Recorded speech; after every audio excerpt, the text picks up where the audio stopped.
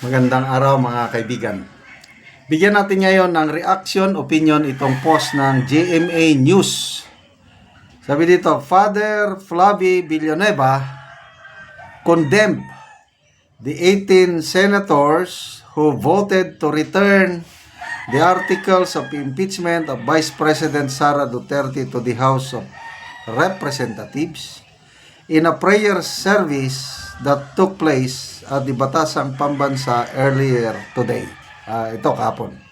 Ito ang kanyang exact statement. Sabi niya, ang mga taong humusga, 18 senador ang mga hudas na mukhang alagad. Ngunit ang kanilang mga kilos ay balasubas. Sila ang mga Pilato na may kapangyarihan bilang hari ng saligang batas, ngunit ginamit ang poder, naghugas ng kamay upang imbis ang hari ng katotohanan ay bigyan laya, pinili ang kamatayan at si Barabas. Father Flavie Villanueva, published June 11, 2025. Okay, so ito sa isang misa sa Batasang Pambansa. Okay, tinignan ko ang background ni Father Flavie Villanueva. Isa siyang SVD, yun yung kanyang congregation.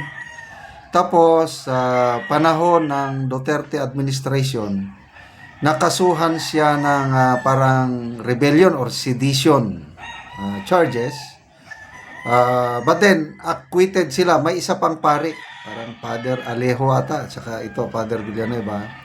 Na-acquit sila sa sedition or rebellion dahil kulang ang ebidensya. So, dito makikita na anti-Duterte talaga itong pare na ito. Kasi, parang sila yung pinaghinalaan na gumawa ng anti-Duterte video noong panahon ng Duterte administration. I don't know kung siya pa rin yung pare na nag-present ng mga testigo sa EJK. Malala nyo nung Senate hearing, War on Drugs,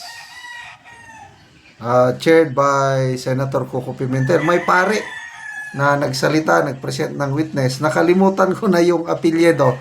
Baka siya rin ito, Father Villanueva, but I'm not sure ha. Ganon din sa Quadcom hearing, may pari din. I am not sure kung siya. Okay, so, ano kaya ang reaction ng 18 senator judges? Itong tinawag sila na mga hudas. Mga hudas na mukhang alagad, ngunit ang kanilang mga kilos ay balasubas. Okay? Magbasa tayo sa mga comments. Grace Bermudez Prediloses. Kaya namumura noon ni PRRD ang Diyos nyo dahil sa ganitong klase ng mga pare. Katoliko ako pero nakakawalang gana pag ganito na pare puwera gaba. Okay, eksakto ito. Puwera de los Benos. Marami akong kaibigang mga pare. May obispo pa nga, si Bishop de Dios Peblos. Basta, yung bishop ng Calapan City, napakabait na bishop ito. Nung na-assign ako doon, napaka-supportive siya sa gobyerno. So kaming mga military police, may meeting kami every month Nakalimutan ko na anong tawag yung meeting. Siya ang nagpre-preside. Parang partnership ng government, religious, military, ganun. Tinutulungan niya kami, ina-advisean niya kami. Ayaw niya yung nilalabanan ng gobyerno. Ayaw ni Bishop de Dios. Tama ba yun? Ayaw niya. Then marami akong naging kaibigang pare na kaya nga Puwera de los Buenos, ano? I still believe mas marami ang mga obispo, pare, including mga madre na may sa gobyerno. Si Senator Bato nga nabigla siya dahil marami siyang mga madre na mga supporters pala. Akala ni Senator Bato na mga religious against sa kanya dahil nga sa war on drugs. Kaya lang nagtaka siya, mga supporter mo kami, nagpapalitrato, selfie pa nga sila kay Senator Bato. Okay? So wag nating i-generalize. Okay. May Rabelas Rabago, I believe in God but not with the priest. Bob Campos, biglang naging senator judge ka, father, ah? Baka mamaya may senator na mag-humili din. Palit na lang kayo ng pwesto, father. So, medyo mabigat ito. Yung tawagin ka nga Judas. Oh. Ano, binotohan ng ilang milyon Pilipinos yan, yung mga nanalong senador. Hindi ka magiging senador. Ilan bang boto ni Senator Amy? 13 million natin. Yan. 13 pataas.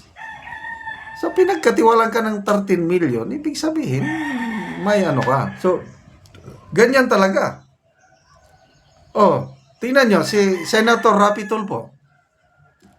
Inakala ko nga, boboto siya against kay VP Sara. Kaya lang, nabigla ko dahil bumoto siya, isa siya sa 18 na nag-decide na ibalik ang impeachment. Oh, so, bumibilib ako talaga dito kay Rapi Tulfo, Senator Rapi Tulfo na kasi kung personal, yung personal political ambition, pwedeng botohan ko ito na matuloy na para matanggal si VP Sara, para maalis na yung kalaban ko sa 2028. Ganon eh. Kaya lang iba si Senator Rapi Tulfo, kaya saludo sa kanya. Plus, other senator, Senator Lito Lapid, Maka Marcos admin ito na, no? Bakit siya bumoto na ibalik? So, dapat sana igalang na rin ninyo ang pasya ng 18. So, total, hindi naman nila dinismiss yung kaso. Ibinalik lang para i-certify na walang nalabag sa konstitusyon. Gano'n lang. I-certify lang. And then, another, willing ba sila na itutuloy ang impeachment sa 20th Congress? So basically, ang impeachment, nandyan pa rin, trial matutuloy pa rin. Medyo kinorek lang ang mga nakikitang depekto sa impeachment complaint. Okay, salamat mga kaibigan sa inyong pagsubaybay sa ating channel. Nakakatulong kayo ng malaki sa tribong Talandig ng Bukidnon dahil ang sweldo natin pantulong sa tribo. Sa ngayon, namimigay tayo ng mga yero at pako para maayos ang mga sira-sirang bahay ng tribong Talandig. Panoorin nyo ang video na ito.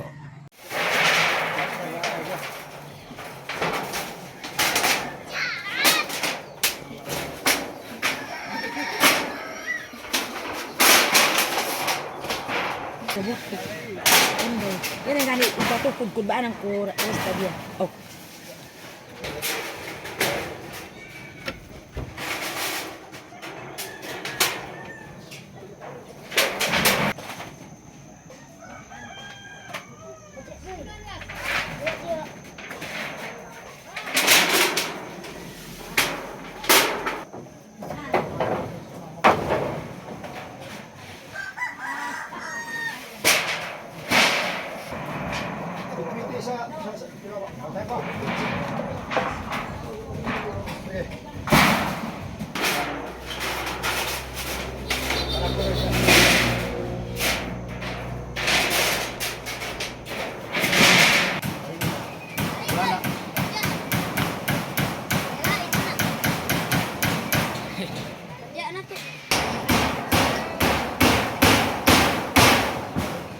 Hey.